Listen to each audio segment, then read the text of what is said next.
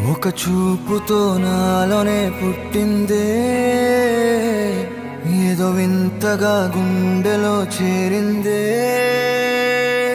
నువ్వెవ్వరో నాలో అని అడిగానే, తానేగా ప్రేమని తెలిపిందే. పరిచయం లేదని అడిగా ప్రేమంటే, కలిసాంగా ఇకపై మనమేగా అందే. వెతికిన దొరకని అర్థం ప్రేమదే, అది నీకేంటో ఒక మాటలో చెప్పాలే.